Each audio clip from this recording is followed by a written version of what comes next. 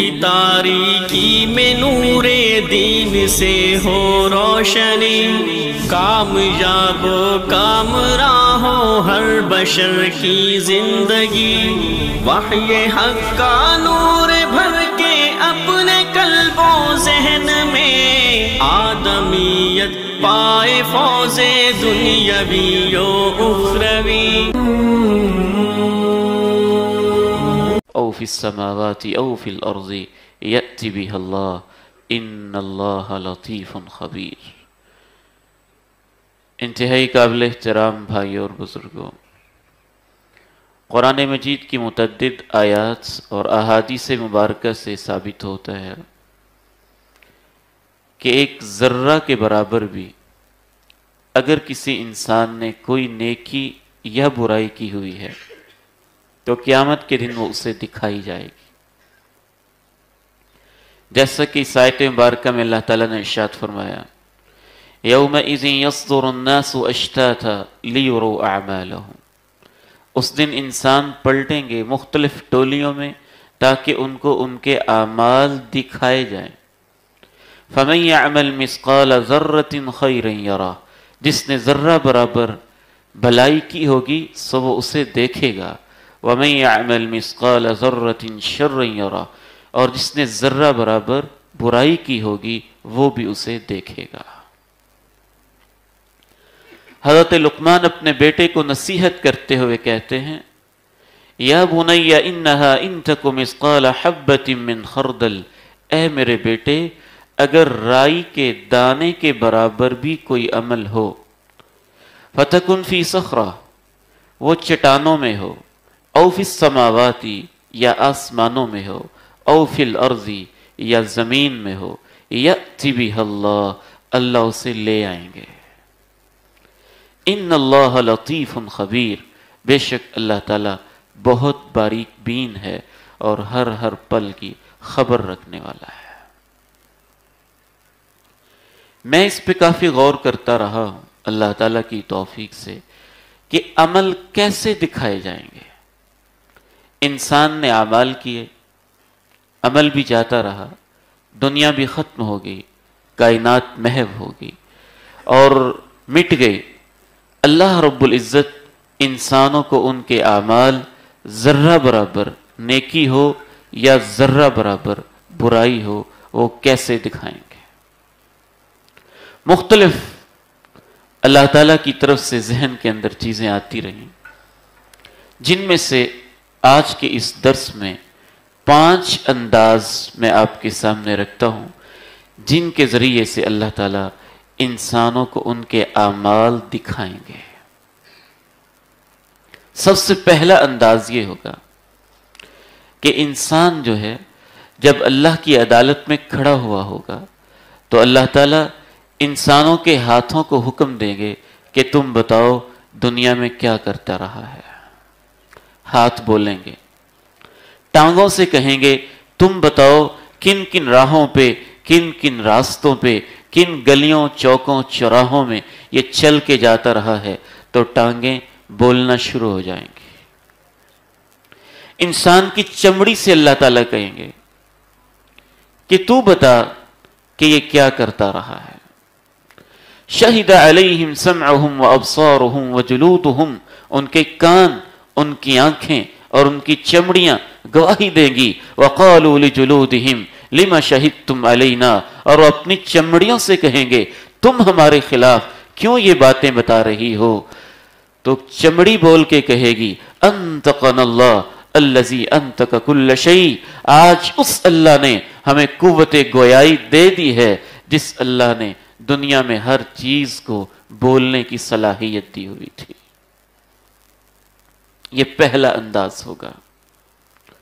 دوسرا انداز دکھانے کا یہ ہوگا کہ زمین کے وہ ٹکڑے سامنے لائے جائیں گے، گھر کا بیڈ روم ہوگا، گھر کا ڈرائنگ روم ہوگا، ہمارے گھروں کے صحن ہوں گے، گلیاں ہوں گی، چوک ہوں گے، چوراہے ہوں گے، دفتر ہوں گے، آفیسز ہوں گے، وکیل کا چیمبر ہوگا، ایوان بالا، ایوان زیریں ہوگا، پارلیمنٹ ہاؤسز ہوں گے، MPs, MNAs کے آفیسز ہوں گے، سیکریٹریٹ ہوں گے، کچہریاں ہوں گی، دفاتر ہوں گے، مسجد کا ممبر و محراب ہوگا، اس کے در و دیوار ہوں گے، انشاءاللہ مسجد اسحاق کی صفیں ہوں گی، یہ صحن ہوگا، یہ سارا منظر ہوگا۔ رب تعالیٰ اسے سامنے لا کے، بندے کو سامنے کھڑا کر کے زمین کے اس ٹکڑے سے کہے گا تو بول کے بتا کہ یہ تیرے اوپر کیا کرتا رہا ہے۔ تو اس طرح بھی انسانوں کو ان کے اعمال دکھائے جائیں گے۔ اس کی دلیل یہی آیت مبارکہ جو میں نے تلاوت کی ہے، اس سے پہلے اللہ تعالیٰ نے کہا يومئذ تحدث أخبارها بأن ربك أوحى لها يومئذ يصدر الناس أشتاتا ليروا أعمالهم فمن يعمل مثقال ذرة خيرا يره ومن يعمل مثقال ذرة شرا يره يومئذ تحدث أخبارها، اس دن زمین اپنی خبریں ایک ایک کر کے بیان کرے گی۔ یومئذ یصدر الناس اشتاتا، اس دن انسانوں کی ٹولیاں بن جائیں گی، لیروا اعمالہم، تاکہ ان کو ان کے اعمال دکھائے جائیں۔ فمن یعمل مثقال ذرۃ خیرا یرا، سو جس نے ذرہ برابر نیکی کا کام کیا ہوگا وہ بھی اسے دیکھے گا۔ ومن یعمل مثقال ذرۃ شرا یرا، اور جس نے ذرہ برابر برائی کا کام کیا ہوگا وہ بھی اس کو دیکھ لے گا۔ یہ دوسرا انداز ہوگا۔ انسانوں کو ان کے اعمال دکھانے کا تیسرا انداز یہ ہوگا کہ ہمارا جو نامہ اعمال تیار ہو رہا ہے، لمحہ لمحہ، سیکنڈ سیکنڈ، منٹ منٹ، ایک ایک لوکیشن، ایک ایک جگہ کی ڈیٹیلز اور تفصیلات کے ساتھ وہ نامہ اعمال انسان کے سامنے کھول کے رکھ دیا جائے گا، اور اس سے کہا جائے گا کہ دیکھو یہ کیا لکھا ہوا ہے، پڑھو تم کیا کرتے رہے ہو۔ اس بارے میں قرآن مجید کی یہ آیت سماعت کیجئے۔ وَوُضِعَ الْكِتَابُ فَتَرَى الْمُجْرِمِينَ مُشْفِقِينَ مِمَّا فِيهِ وَيَقُولُونَ يَا وَيْلَتَنَا مَا لِهَذَا الْكِتَابِ لا يغادر صغيرة ولا كبيرة إلا أحصاها ووجدوا ما عملوا حاضرا ولا يظلم ربك أحدا۔ نامہ اعمال کو سامنے رکھا گیا۔ تَرَى الْمُجْرِمِينَ مُشْفِقِينَ مِمَّا فِيهِ، تم دیکھو گے جرم کرنے والے لوگ ڈرے ڈرے سہمے سہمے ہوں گے، اور جب وہ اس نامہ اعمال کو دیکھیں گے کیا کہیں گے؟ یا ویلتنا، ہے افسوس اپنے اوپر، ما لہذا الکتاب لا یغادر صغیرۃ ولا کبیرہ، یہ کیسا نامہ اعمال ہے، کوئی چھوٹا عمل کوئی بڑا عمل کچھ بھی اس نے نہیں چھوڑا ہے، الا احصاها، سب کچھ ہی احصا کر کے لکھا ہوا ہے، ووجدوا ما عملوا حاضرا، وہ وہی سامنے پائیں گے جو انہوں نے عمل کیا ہوگا، ولا یظلم ربک احدا، تیرا رب کسی پہ ظلم نہیں کرتا ہے۔ تو یہ دیکھنے کا ایک انداز ہوگا۔ ایک لفظ یہاں پہ قابل غور ہے کہ اللہ تعالیٰ نے یہ نہیں کہا کہ گنا ہوگا، یہ کہ الا احصاها، احصا کیا ہوگا۔ عربی زبان میں گننے کے لیے، شمار کرنے کے لیے دو الفاظ استعمال ہوتے ہیں، ایک ہے عد یعد عدا، شمار کرنا، اسی سے عدد ہے، ایک ہے احصا یحصی احصاء، احصا کرنا، دونوں میں بڑا گہرا فرق ہوتا ہے۔ اگر میں یہ کہوں کہ مسجد اسحاق میں ٹوٹل اتنے نمازی بیٹھے ہیں تو یہ میں نے گن دیا ہے، عدد بتا دیا ہے، لیکن یہ احصا نہیں ہوا ہے۔ قرآن مجید یہ کہتا ہے وَوَجَدُوا مَا عَمِلُوا حَاضِرًا وَلَا يَظْلِمُ رَبُّكَ أَحَدًا لَا يُغَادِرُ صَغِيرَةً وَلَا كَبِيرًا إِلَّا أَحْصَاهَا، اس کو احصا کیا ہوگا۔ احصا یہ ہوتا ہے کہ میں یہ بتاؤں گا فلاں بندہ، فلاں اس کا باپ، فلاں اس کا نام، فلاں منٹ، اتنا ٹائم، اتنے سیکنڈ پہ مسجد اسحاق کے فلاں دروازے سے ایک بندہ انٹر ہوا تھا، فلاں صف پہ فلاں جگہ پہ وہ بیٹھا رہا تھا، یہ کچھ کرتا رہا تھا، اتنی ڈیوریشن اتنے دورانیے کے لیے وہ بیٹھا رہا، یہ کرتا رہا، اتنے منٹ پر اتنے سیکنڈ پہ فلاں دروازے پہ وہ اس مسجد سے باہر نکل گیا تھا۔ جب اس تفصیل کے ساتھ کسی چیز کو گن کے لکھا ہوتا ہے تو عربی زبان میں اس کو احصاء کہتے ہیں۔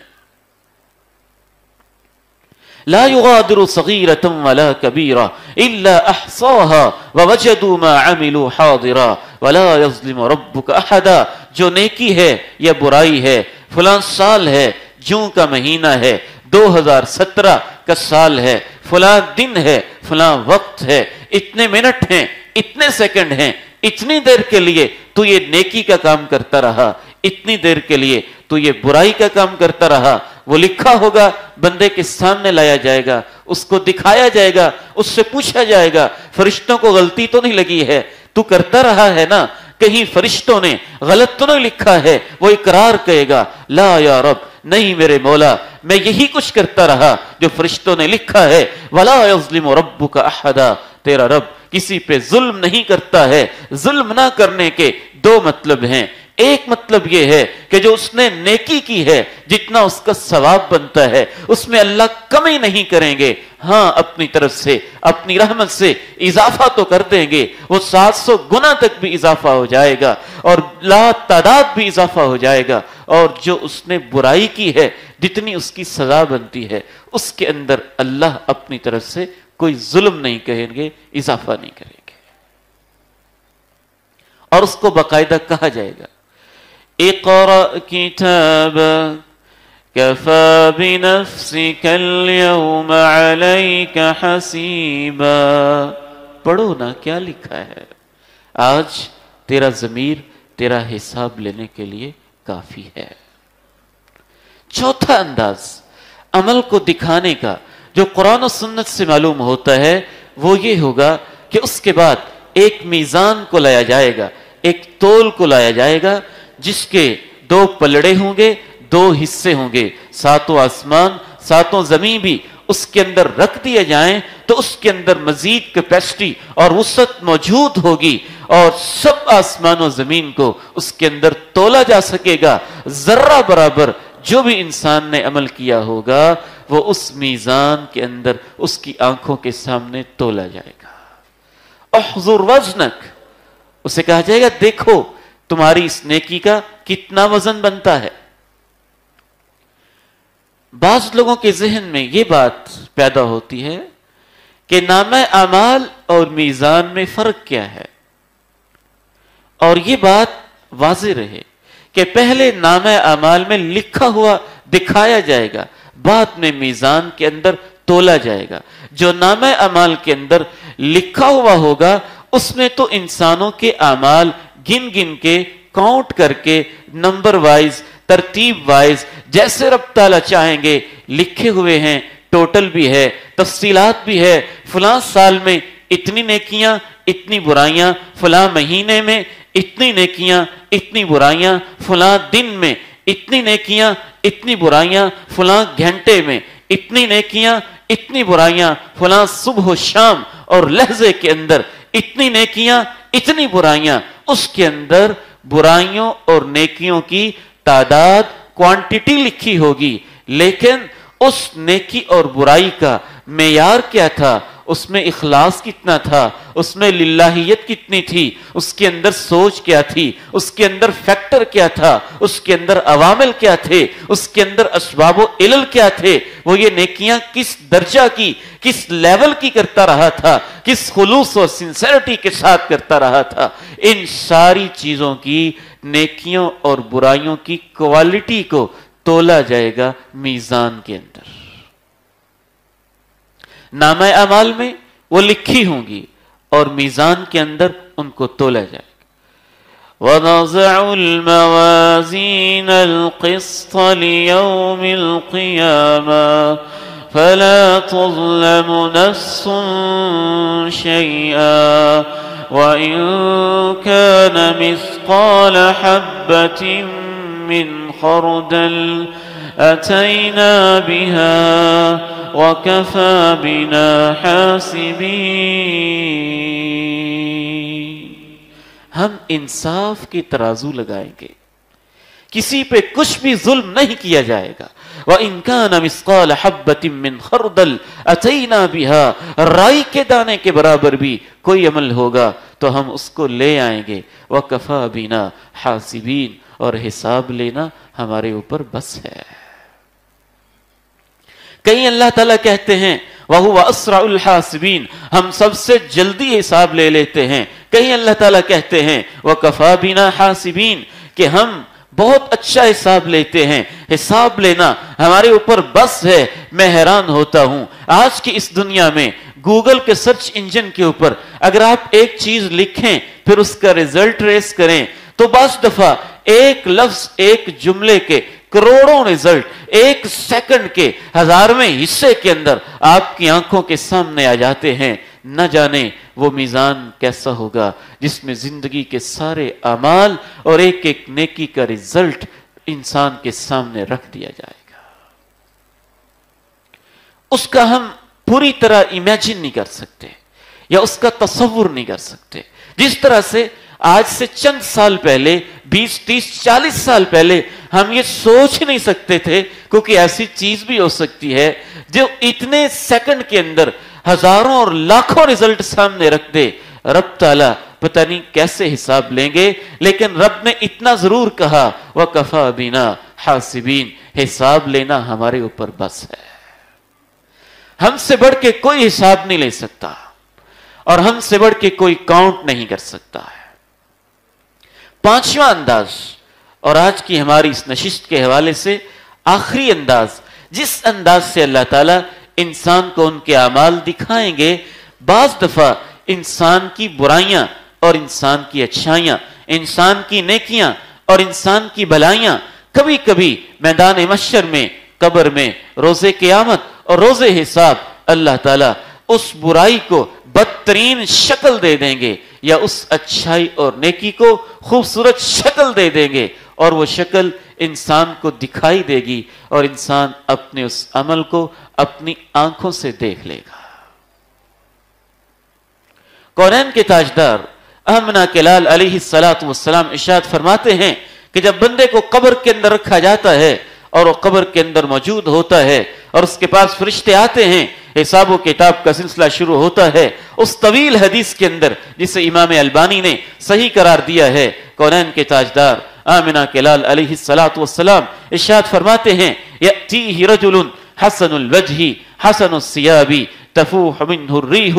ایک آدمی آتا ہے اس انسان کے پاس جس کی 3 نشانیاں ہوتی ہیں. اس کا چہرہ بڑا خوبصورت نورانی سفید ہوتا ہے، دور سے نور کی کرنیں اس کے وجود سے پھوٹ رہی ہوتی ہیں. حسن الثیاب اس کا لباس بھی بڑا خوبصورت نورانی ہوتا ہے. تفوح منہ الریح جو ہی وہ آتا ہے خوشبوئیں بکھر جاتی ہیں. 3 جب اس کی نشانیاں بندہ دیکھتا ہے تو اس سے کہتا ہے وجہک الوجہ الذی یأتی بالخیر، تیرا چہرہ خیر والا، برکت والا، نیکی والا چہرہ لگتا ہے، تو کون ہے؟ وہ اس کو جواب دیتا ہے انا عملک الصالح، میں تیری نیکیاں ہوں، میں تیرا نیک عمل ہوں، آج تیرے ساتھ آیا ہوں. سب ساتھ چھوڑ گئے نا. کونین کے تاجدار آمنہ کلال علیہ السلام ارشاد فرماتے ہیں کہ آدمی جب قبرستان میں جاتا ہے، میت کو لے جایا جاتا ہے، 3 چیزیں اس کے پیچھے جاتی ہیں. رشتہ دار جاتے ہیں، کوئی مال جاتا ہے، ممکن ہے اس کی بائک، اس کی گاڑی جس کے اوپر رشتہ دار جا رہے ہیں وہ بھی اس کا مال ہے، وہ چارپائی جس کے اوپر اس کو لے جایا جا رہا ہے وہ بھی اس کا مال ہے. اس کا مال جاتا ہے، اس کے رشتہ دار جاتے ہیں. 3 میں سے 2 چیزیں بے وفائی کر کے اس کو منو مٹی کے نیچے دفن کر کے واپس آ جاتے ہیں. ایک چیز اس کے ساتھ رہتی ہے اور وہ ایک چیز اس کا نیک عمل ہوتا ہے. والباقیات الصالحات خیر عند ربک ثوابا وخیر املا. اللہ بڑی محبت سے سمجھاتے ہیں تمہارے مال، تمہارے بیٹے دنیا کی زینت ہیں، تمہاری دولت، تمہارے بیٹے دنیا کی زینت ہیں، اسی سے خوبصورتی ہے۔ مال کے ساتھ، پیسے کے ساتھ اپنے مکان کا، اپنے کپڑوں کا، اپنے وجود کا، اپنی دکان کا، اپنے پلازوں کا حسن ہے، رونق ہے، خوبصورتی ہے۔ تمہارے بیٹے گھر کے اندر کھیلتی ہوئی معصوم بچیاں، معصوم بیٹے، معصوم پوتے، معصوم نواسے، خوبصورت یہ چہرے، یہ دنیا کی زینت ہیں۔ لیکن آگے اللہ تعالیٰ نے کہا لیکن یہ ہمیشہ باقی نہیں رہیں گے، یہ عارضی زینت ہے، ختم ہو جائے گی۔ والباقیات الصالحات خیر عند ربک ثوابا وخیر عملا۔ اصل زینت، باقی رہنے والی وہ نیکیاں ہیں۔ مال سے بھی انسان توقع رکھتا ہے، اولاد سے بھی انسان توقع رکھتا ہے۔ رب تعالیٰ نے کہا سب سے بہترین چیز جس سے انسان توقع رکھتا ہے وہ تمہاری باقی رہنے والی نیکیاں ہیں۔ ایک بات عرض کرنا چاہوں گا، میرے اور آپ کے لیے ایک بہت بڑی ٹریجڈی اور المیہ یہ ہے کہ ہماری ساری زندگی عارضی زینت کے اوپر محنت میں گزر جاتی ہے۔ میں جاؤں تو میری اولاد کے لیے اتنی پراپرٹی ہو، میں دنیا سے رخصت ہوں یا کسی کے محتاج نہ ہوں، میں دنیا سے الوداع ہوں، ان کے پاس رہنے کے لیے ایک رہائش اور مکان موجود ہو۔ یہ اچھی سوچ ہے، کوئی بری سوچ نہیں ہے۔ اللہ کے پیغمبر علیہ الصلوۃ والسلام ارشاد فرماتے ہیں تم اپنے وارثوں کو مالدار چھوڑ کے جاؤ، یہ اس سے بہتر ہے ان تدعهم عالا، کہ ان کو فقیر چھوڑ کے جاؤ، یہ تکفف الناس، اور وہ لوگوں کے سامنے ہاتھ پھیلا کے مانگتے پھریں۔ یہ کوئی بری سوچ نہیں ہے، لیکن افسوس اس کے اندر ہے کہ بندہ اس سوچ کے اندر اتنا ڈوب جائے کہ جب وہ آخرت کی طرف سفر کرے تو سب کچھ اولاد کے لیے تو چھوڑا ہو، اپنے لیے کچھ بھی نہ ہو، خالی ہاتھ جا رہا ہو۔ والباقیات الصالحات خیر عند ربک ثوابا وخیر عملا۔ امید رکھنی ہے، توقع رکھنی ہے تو ان نیکیوں سے رکھیے۔ تو برائیاں اور نیکیاں دکھانے کا پانچواں انداز یہ ہوگا کہ اللہ تعالیٰ ان کو شکل دے دیں گے۔ کونین کے تاجدار آمنہ کے لال علیہ السلام ارشاد فرماتے ہیں کل قبر شک ہوگی، مردے قبروں سے باہر نکلیں گے، کوئی کسی کو پہچانتا نہیں ہے۔ یوم یفر المرء من اخیہ وامہ وابیہ وصاحبتہ وبنیہ لکل امرئ منہم یومئذ شأن یغنی۔ آدمی اپنے باپ سے، اولاد سے، بیٹوں سے، شوہر بیوی سے، بیوی شوہر سے جان چھڑا کے بھاگ رہا ہے، جان چھڑا کے اس سے یوں اپنی جان چھڑاتا ہے کہیں یہ میرے قریب نہ آ جائے۔ ایک عجیب منظر ہوگا، ایک آدمی آئے گا اور اس کے پاس آ کے کہے گا تو مجھے پہچانتا ہے؟ یعنی جو پہچانتے تھے وہ اجنبی ہو گئے، اور ایک شکل آئی ہے جسے وہ پہچانتا نہیں، اور وہ اس سے آگے کہے گا تو مجھے پہچانتا ہے؟ اتعارفونی؟ کہانی نہیں ہے، مسند احمد کی حدیث ہے، آمنہ کے لال کا فرمان ہے، امام البانی نے اس کو بھی صحیح قرار دیا ہے۔ کونین کے تاجدار آمنہ کے لال ارشاد فرماتے ہیں قبر شک ہوئی، ایک آدمی آ کے ایک مردے سے کہے گا جب وہ زندہ ہو چکا ہے تو نے مجھے پہچانا ہے؟ وہ حیران ہو جائے گا، یہ کون ہے جو میدان محشر کے اندر تعارف کر رہے؟ یہ کون ہے؟ سب انسان گھبرائے ہوئے پریشانی کے عالم میں، یہ کون ہے جو مجھے کہہ رہے تو نے مجھے پہچانا ہے؟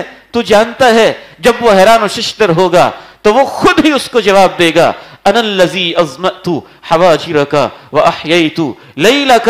تو نے مجھے پہچانا ہے یا نہیں پہچانا ہے؟ میں تجھے پہچانتا ہوں۔ میں نے کہا تھا جون جولائی کے مہینے میں تپتی دوپہروں کے اندر تو نے پیاسا رہنا ہے، اور 14 گھنٹے تو پیاسا رہا تھا۔ میں نے کہا تھا مسجد اسحاق کی رونقوں میں اضافہ کرتے ہوئے تو نے راتوں کو جاگنا ہے، اور تو جاگتا رہا تھا۔ میں تجھے اچھی طرح پہچانتا ہوں۔